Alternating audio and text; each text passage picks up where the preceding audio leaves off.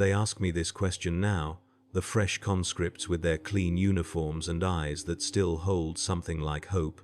They gather around me in the training yards of Fortress Helix. These children who have never smelled burning promethium mixed with cooking flesh, and they want to know what happens. They think it will be a technical answer. They expect me to discuss armor, thickness and thermal penetration values, and the melting points of various alloys. They do not understand that I am not a lecturer of metallurgy. I am a survivor, and what I know cannot be found in any Munitorum manual. I will tell you what happens. I will tell you everything, because you need to understand before you climb into that armored coffin and seal the hatch above your head. You need to know what you are choosing, even though you have no real choice at all. My name is Garrett Hale, and I served as loader aboard the Lehman Russ battle tank designated Fury of Cadia for 3 years, 7 months, and 14 days. I remember the exact duration because I counted every hour inside that steel womb, every rotation of the turret, every shell I lifted from the storage rack and fed into the hungry breech of the main cannon. Counting was how we stayed sane. Counting rounds, counting miles, counting the days until rotation that never came. The crew of Fury of Cadia counted everything, and I was the best counter among them. There were 4 of us inside that machine when we rolled across the ash plains of Vortigern Secundus during the 3rd year of the Reclamation Campaign. Commander Elias Strand sat in the cupola, his upper body exposed to the poisoned air so he could see what the vision blocks could not show him. He had served aboard tanks for 19 years and had the hearing damage and chemical scarring to prove it. Driver Marcus Webb occupied the forward compartment, his world reduced to a narrow slit of armored glass and the vibration of tracks grinding over whatever lay beneath us. Gunner Thomas Olcott crouched at his station beside me, his eyes pressed to the targeting auspex, his hands steady on the traverse controls. And I sat in the loader's position, surrounded by the brass casings of shells I would spend the rest of my life remembering. We were the 47th vehicle in an armored column advancing toward the ruined city of Hellspire, where enemy forces had established fortifications that needed to be reduced to rubble. It was routine work by the standards of the campaign. The ash plains offered little cover for enemy infantry, and our advance scouts had reported the way clear of serious threats.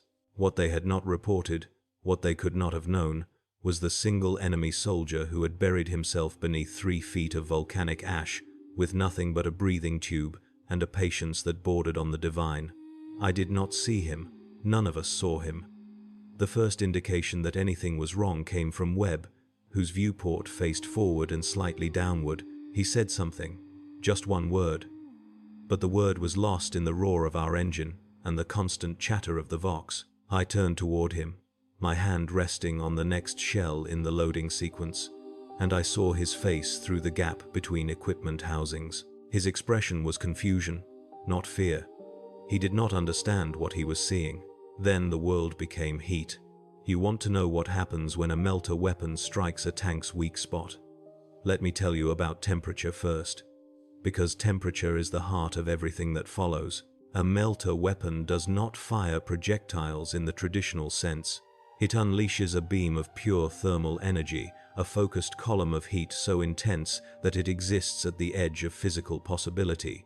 The beam finds metal and convinces it to become liquid. The beam finds liquid and convinces it to become gas. The beam finds human flesh and convinces it to become something that no longer has a name. The weapon struck our lower glacis plate, the angled armor at the front of the hull, at the point where it met the floor. This is the weak spot. Every tank has one. The designers knew it, the manufacturers knew it, and somewhere in the depths of enemy intelligence, someone else knew it too. The beam punched through 17 centimeters of hardened ceramite and plasteel as if passing through paper. It entered our crew compartment at a 40-degree angle and struck the driver's station first.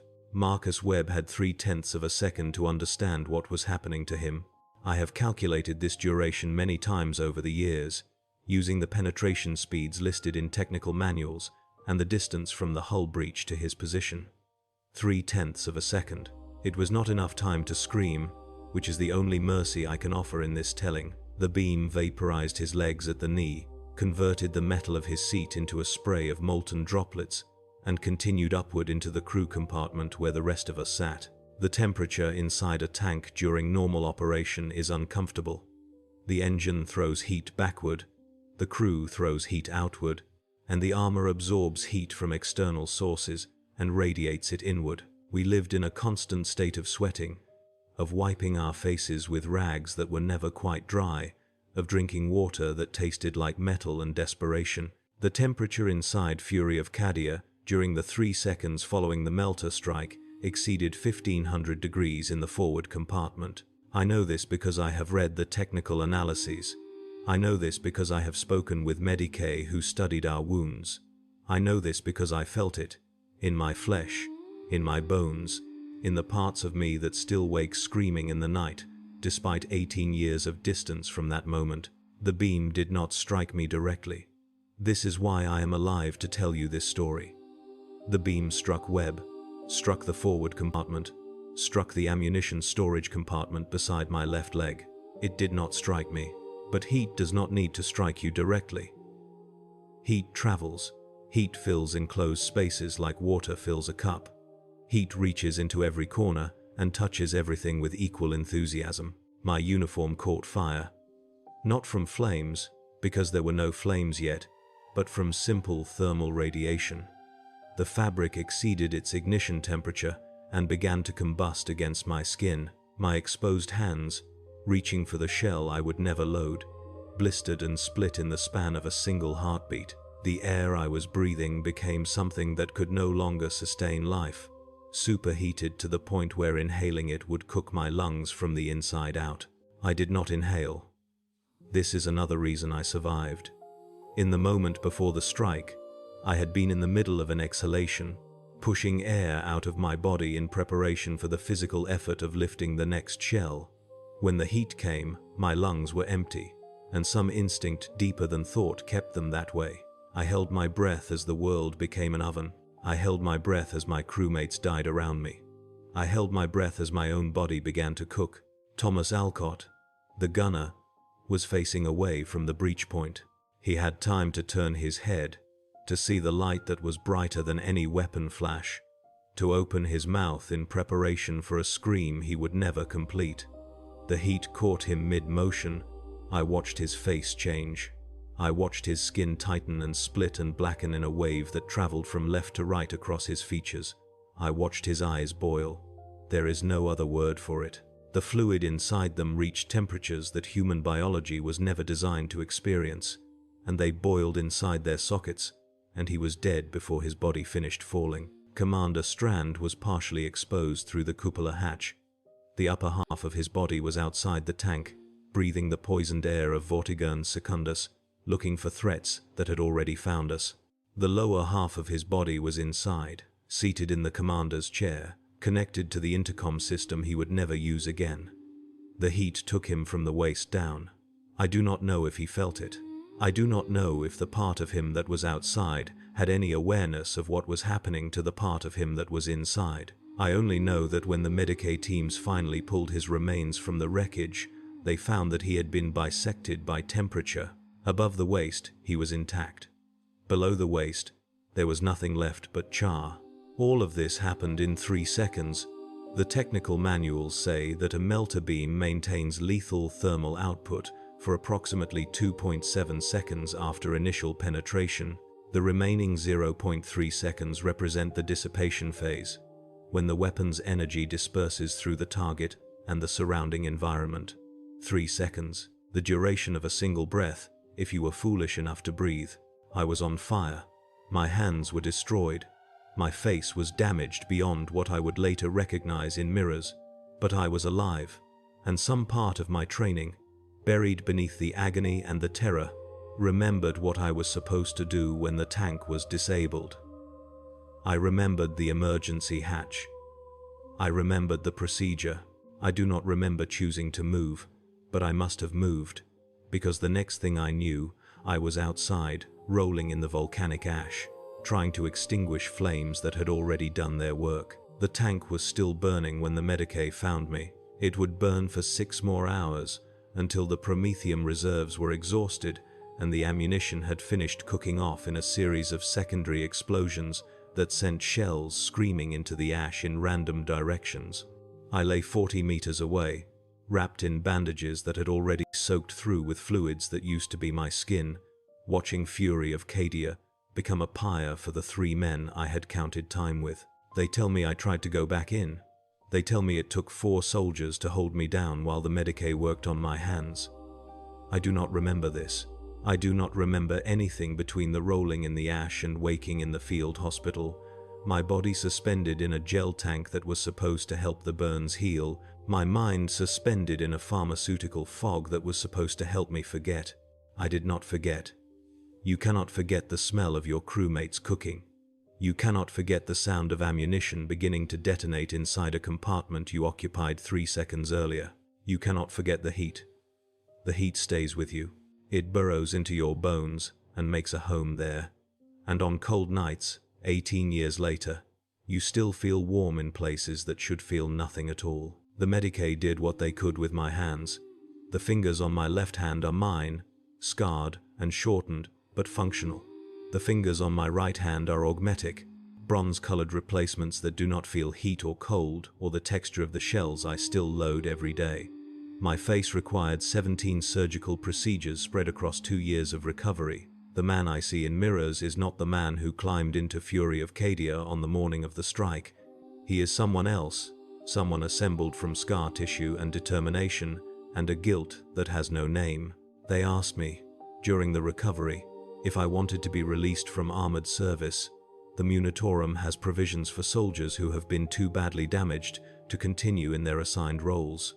I could have become a logistics clerk, pushing papers in some rear echelon facility, counting requisition forms instead of shells. I could have disappeared into the vast machinery of the Imperial war effort, become a number instead of a person, been forgotten by everyone except myself. I said no.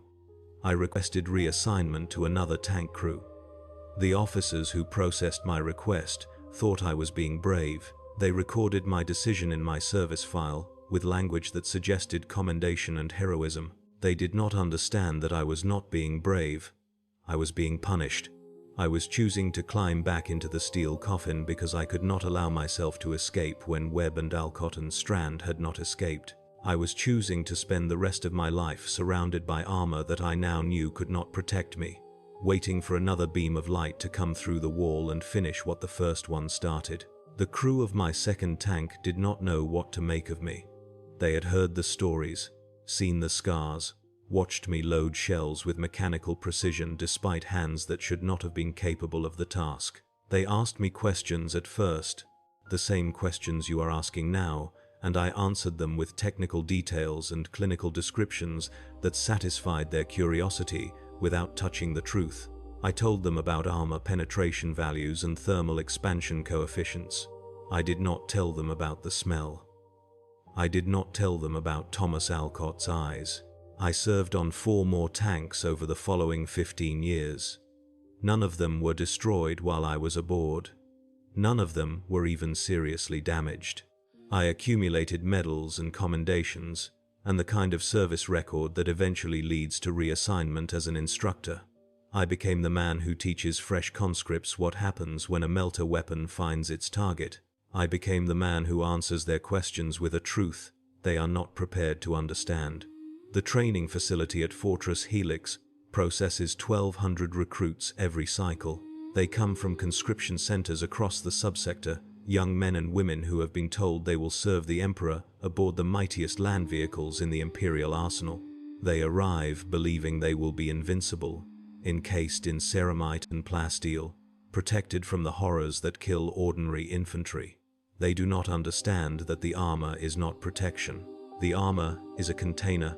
It keeps them organized and contained until something comes along to process them into whatever the Emperor requires. I show them the technical specifications first. I show them the armor thickness at various points on the hull, the angles of deflection, the mathematical calculations that determine whether a given weapon will penetrate or ricochet. I show them the weak spots. Every tank has them: the lower glacis, the side sponsons, the engine deck, the cupola ring. I show them where the armor is thinnest, where the designers made compromises between protection and mobility, where an enemy weapon has the best chance of finding its way inside.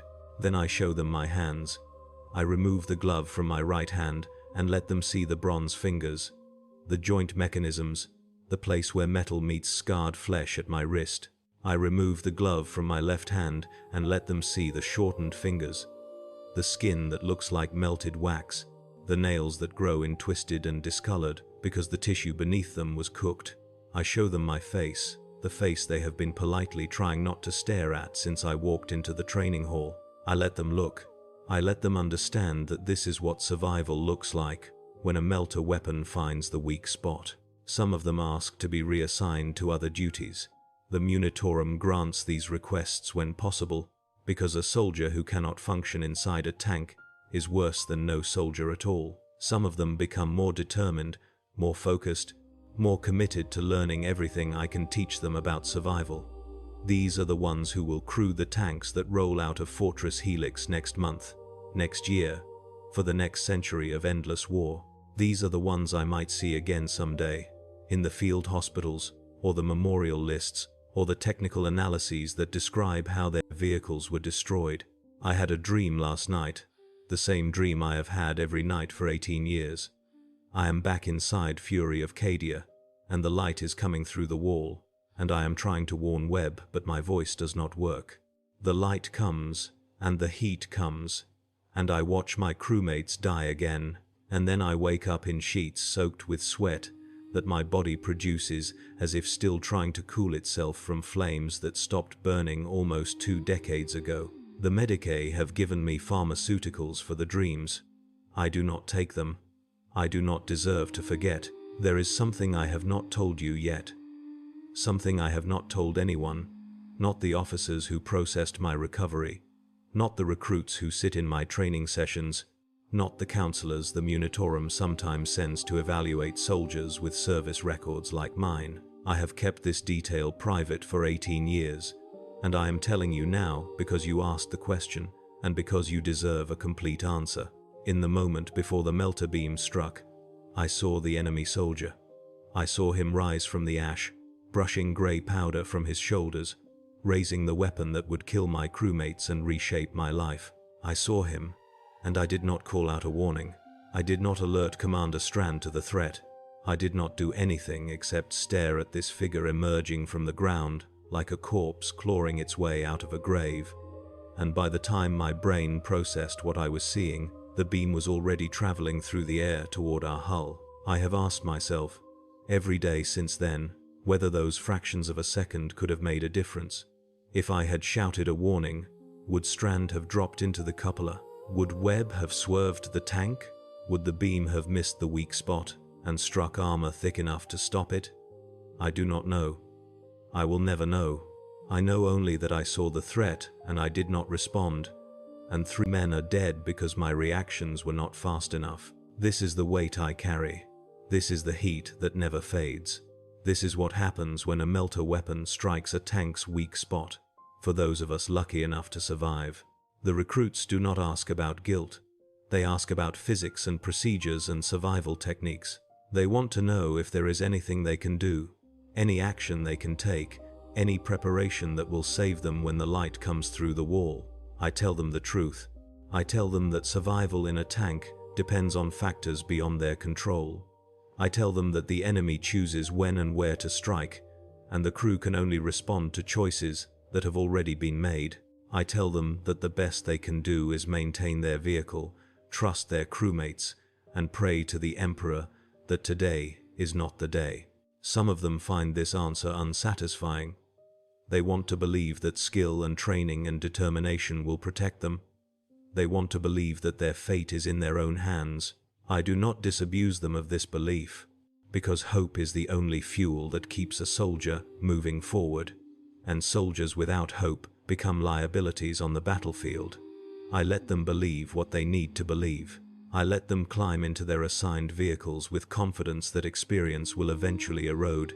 I watch them roll out of Fortress Helix in columns of armored vehicles identical to the one that became a crematorium around my crewmates. and I wonder which of them will be sending me questions from field hospitals, which of them will be sending me nothing because there was nothing left to send. The Imperium has been fighting wars for 10,000 years. In that time, countless millions of soldiers have died inside armored vehicles, cooked or crushed, or simply torn apart by weapons too powerful for any armor to stop. Each of those deaths was experienced by someone. Each of those moments of superheated horror was real to the men and women who lived through them or failed to live through them. I am one voice among millions, one survivor among countless dead, one man with bronze fingers and a melted face trying to explain something that cannot be explained. What happens when a Melta weapon strikes a tank's weak spot? Heat happens, death happens, survival, for the very few, happens. And then the paperwork happens. The medical reports and the reassignment orders and the service record entries that reduce 3 human beings to casualties in a campaign that barely rates a footnote in the histories. Webb becomes a name on a memorial wall. Alcott becomes a number in a ledger. Strand becomes a notation in a report that no one will ever read. And I become this thing made of scar tissue and augmetics and 18 years of unprocessed guilt. This instructor who shows young soldiers what the enemy can do to them, then sends them out to face it anyway. This survivor who cannot stop surviving no matter how much easier it would be to simply stop. I had a crewmate once, on my 3rd tank, who asked me why I kept serving. He had read my file. He knew what had happened aboard Fury of Cadia. He could not understand why I would choose to remain in armored service after experiencing something that should have broken me completely. I told him the truth, or as much of the truth as I could articulate at the time. I told him that I was not brave. I told him that I was not determined or heroic, or any of the other words that the Munitorum puts in service files. I told him that I was simply incapable of imagining any other life. The tank was my home. The crew was my family. The shells were my children, smooth and heavy, waiting to be born into violence. I could not abandon this existence any more than I could abandon my own heartbeat. I was a tanker. I would die a tanker. The only question was whether I would die inside a tank or simply die from the accumulated weight of tankers' memories. He transferred to infantry the following month. I do not blame him. Some people are not meant to live inside metal boxes, surrounded by ammunition that will kill them faster than any enemy weapon if something goes wrong. Some people need sky above them and ground beneath them, and space to run when running becomes necessary. I am not one of those people. I need the walls. I need the weight of armor that I know cannot save me. I need the routine of loading and traversing and firing, the endless repetition that keeps my mind focused on the present instead of drowning in the past. The newest batch of recruits arrives tomorrow. 1,200 fresh faces, 1,200 sets of hands that have never loaded a shell, 1,200 pairs of eyes that have never watched crewmates die. I will stand before them and tell them what I am telling you now. I will show them the weak spots. I will show them my scars. I will answer their questions with a truth they are not prepared to understand, and then I will watch them march off to the motor pools where their assigned vehicles are waiting. Some of them will survive. Most of them will survive. Statistically speaking, the mathematical reality of armored warfare is that most tanks complete their deployments without catastrophic damage, that most crews return from most missions with bodies intact, and minds only moderately scarred by what they have witnessed. The nightmare scenarios I describe are rare. The Melta strike that killed my crewmates was a statistical anomaly, a combination of enemy skill and tactical opportunity that does not occur in most engagements. But some of them will not survive.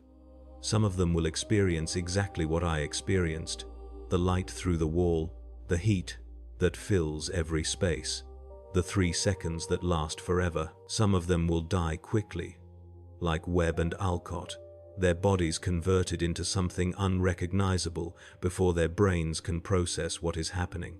Some of them will die slowly, like Strand, divided between survival and destruction with enough awareness to understand both. And some of them, the very few, will survive like I survived. They will emerge from burning wrecks with bodies that no longer function correctly and minds that will never function correctly again. I will meet those survivors in the field hospitals or the counseling centers or the training halls where they are sent to recover. I will sit with them and listen to their stories. Stories that are different in detail but identical in essence. Stories of heat and loss and guilt that cannot be expunged. I will show them my hands and my face and tell them that survival is possible, that life continues even after the worst moments, that there is meaning to be found in passing on what we have learned. I will not tell them about the dreams. I will not tell them about the moment of frozen paralysis when I saw the enemy rise from the ash. I will not tell them that sometimes, in my weakest moments, I wish the beam had struck 6 inches to the left and taken me along with everyone else. These are not things that survivors tell each other. These are the private weights we carry, the heat that never fades, the questions that have no answers. What happens when a Melta weapon strikes a tank's weak spot? Everything happens. Everything you cannot imagine and everything you can. The physics happens, the chemistry happens, the biology happens, all in 3 seconds that somehow contain eternity. And then, for those who emerge from the other side, the rest happens. The recovery, the reassignment, the dreams, the guilt, the endless, unending obligation to keep breathing, keep serving, keep answering questions from young soldiers who do not understand what they are asking. I am Garrett Hale. I survived the destruction of Fury of Cadia. I have served the Emperor for 34 years, 18 of them with scars that still ache when the weather changes. I have loaded more shells than I can count, trained more recruits than I can remember, written more letters to the families of dead crewmates than any man should ever have to write. I am alive. I am functional. I am available to answer your questions about armored warfare and thermal penetration and the weak spots that every tank possesses despite our best efforts to eliminate them. Ask me what happens when a Melta weapon strikes a tank's weak spot. I will tell you. I will tell you everything, but I cannot tell you how to prepare for it. I cannot tell you how to survive it. I cannot tell you how to live with yourself afterward, if you are one of the unlucky few who survives. Some things cannot be taught. Some things can only be experienced. The recruits arrive tomorrow. 1,200 fresh faces. 1,200 questions I have answered 1,000 times before. 1,200 young men and women who will climb into armored vehicles and seal the hatches above their heads, trusting in ceramite and plasteel to keep them safe from a galaxy that wants them dead. I will watch them go. I will return to my quarters and lie down in my bunk and close my eyes and dream the same dream I have dreamed for 18 years. I will wake in sweat-soaked sheets and get dressed in the darkness and walk to the training hall where the next batch is already waiting. This is what survival looks like. This is what the Emperor's service requires. This is what happens. I remember the exact moment the secondary explosion occurred. It was 4 minutes and 37 seconds after I escaped from the burning tank, and I was lying face down in the ash, my hands destroyed, my back on fire, my mind beginning the long process of dissociation that would take years to fully reverse. The first ammunition shell cooked off with a sound like a god's hammer striking an anvil. The concussion pressed me deeper into the ash, and for one delirious moment, I thought the ground itself was trying to swallow me, trying to pull me down to wherever Webb and Alcott and Strand had gone. The shell did not exit the tank cleanly. The turret ring had been warped by the Melta strike, sealing the main gun's barrel at an angle that prevented normal ejection. The shell detonated inside the turret, and the force of that detonation found the path of least resistance, which was the ammunition storage compartment where 43 additional shells were waiting for their turn. The chain reaction lasted approximately 6 seconds. Each detonation triggered the next, a cascade of explosions that transformed Fury of Cadia from a disabled vehicle into a scattering of burning fragments spread across a 300-meter radius. I know this because I have read the technical analyses. I know this because I have studied the after-action reports with the kind of obsessive attention that only survivors understand. I know exactly what happened to the tank after I escaped it, and I know exactly what happened to the bodies of my crewmates during those 6 seconds of secondary detonation. I will not describe it. Some details serve no purpose except to feed nightmares. What I will tell you is that there was nothing left to recover. The search teams that arrived the following day found fragments of armor, fragments of weapon systems, fragments of personal effects scattered across the ash plain like offerings to some hungry god. They found my dog tags, somehow intact, lying 70 meters from where the tank had been. They found Commander Strand's commissarial cap, the Metal Eagle insignia partially melted, the fabric reduced to threads. They found nothing else that could be identified as human remains. The memorial service was held 3 days later, in a forward operating base that smelled of promethium and desperation. There were no bodies to burn, so they burned effigies instead. Cloth dolls dressed in tank crew uniforms, symbolic offerings to the Emperor who requires all things in the end. I was not present. I was in a gel tank in a field hospital 40 kilometers to the rear, suspended in pharmaceutical unconsciousness while surgeons worked to salvage what remained of my hands. I learned about the service from the chaplain who visited me during my recovery, a kind old man who believed that information about proper funerary rites would somehow ease my guilt. It did not ease my guilt. Nothing has eased my guilt. But the chaplain's words gave me something else, something I had not expected. He told me that the effigies were not just symbols of the dead, they were symbols of sacrifice, representations of what the crew of Fury of Cadia had given in service to the Emperor. He told me that Webb and Alcott and Strand were now part of something larger than themselves, their deaths woven into the eternal fabric of Imperial martyrdom, their names recorded in the ledgers of the righteous. I did not believe him. I still do not believe him. Webb and Alcott and Strand were men, ordinary men with ordinary fears and ordinary hopes, and they died because a weapon found a weak spot in our armor. There was no glory in their deaths. There was no meaning. There was only heat and light and 3 seconds of physics transforming living beings into something that could no longer be called human. But the chaplain's words gave me a framework, a structure, a way to understand what had happened that did not require me to accept the arbitrary cruelty of the universe.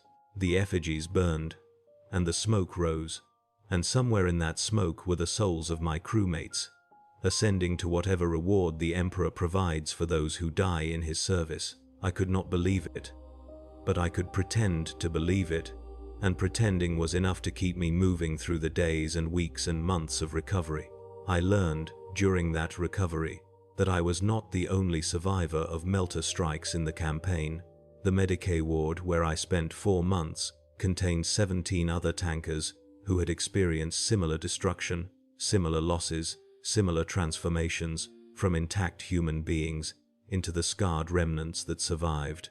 We formed a community of sorts, bound by wounds that healthy soldiers could not understand, speaking a language of heat and light and weak spots that needed no translation. One of them, a woman named Catherine Vance, who had lost both legs and most of her left arm, told me about her experience. She had been the driver of a Chimera transport, responsible for carrying infantry squads from point to point across the battlefield. The Melta strike had come from above, punching through the top armor of the crew compartment, killing everyone except her. She survived because she had been leaning forward at the moment of impact, reaching for a canteen that had fallen from its holder. The beam passed behind her head by less than a centimeter. She felt the heat of its passage on the back of her neck, a brief kiss of warmth that should have killed her and somehow did not. She told me that she could still feel the beam sometimes, late at night, when the phantom pain from her missing limbs became too intense to ignore. She would feel a line of heat tracing across the back of her neck, following the path that the Melta had traveled. The Medicae told her it was neurological damage, misfiring signals from nerves that had been traumatized by the thermal exposure. She knew better. She knew the beam had left something behind, a memory burned into her flesh, a permanent reminder of the moment when death passed close enough to touch. I understood exactly what she meant. I feel the heat of the breach every day, a warmth in my chest and my face and my hands that has nothing to do with ambient temperature. The Medicae have examined me countless times, searching for the physiological source of this sensation, and they have found nothing. The burns healed, the scar tissue formed, the augmetic fingers replaced the ones that could not be saved. There is no reason for me to feel warm in those places. No medical explanation for the sensation of heat that I have carried for 18 years. But I feel it. I feel it right now, as I am telling you this story. I feel the ghost of the beam passing through the hull, the moment when the air became fire, the eternal instant when everything changed. It is not pain. It is not discomfort. It is simply presence. A reminder that will not fade.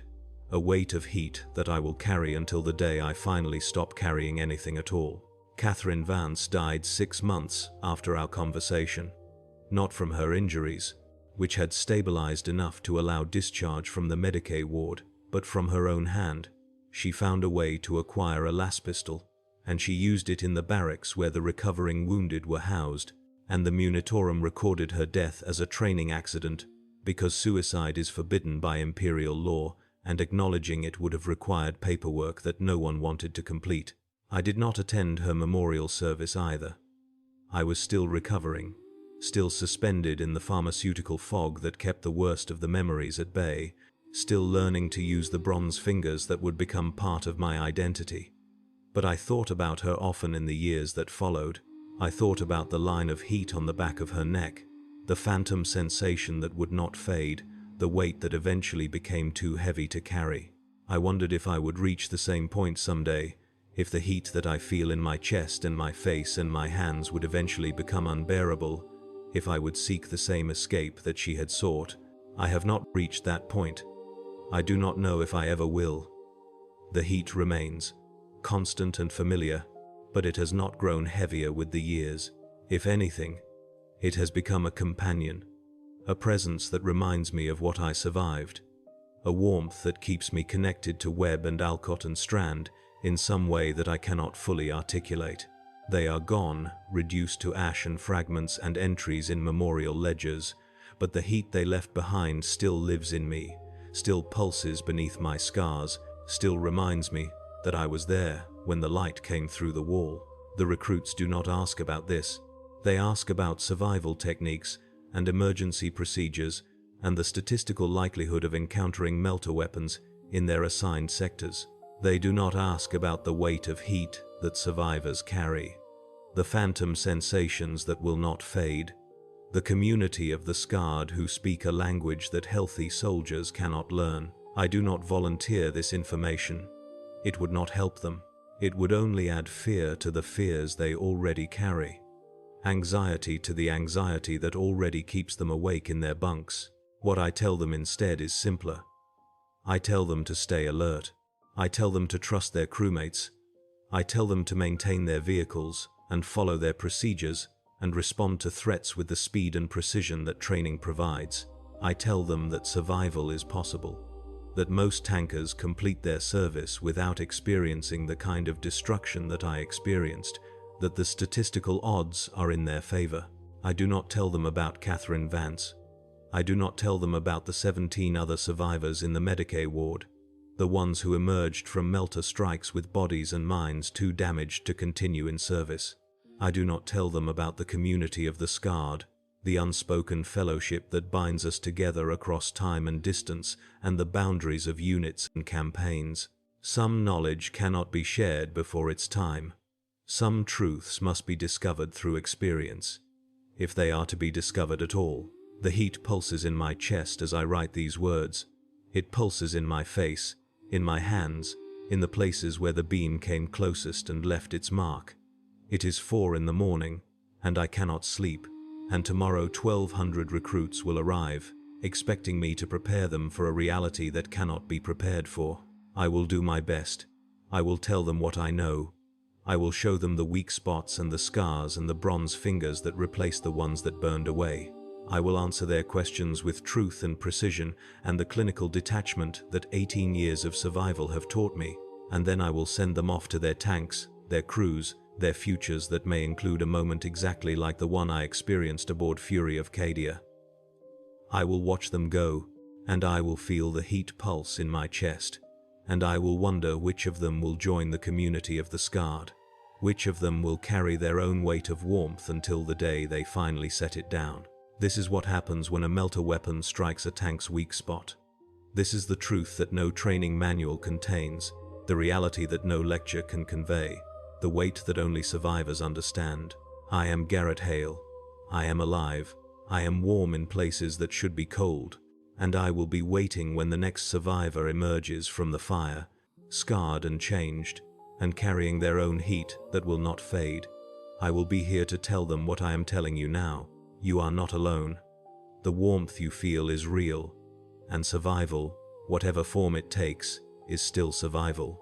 The Emperor protects, but sometimes protection looks like destruction, and sometimes survival feels like punishment, and sometimes the only warmth we find is the ghost of fire that should have killed us.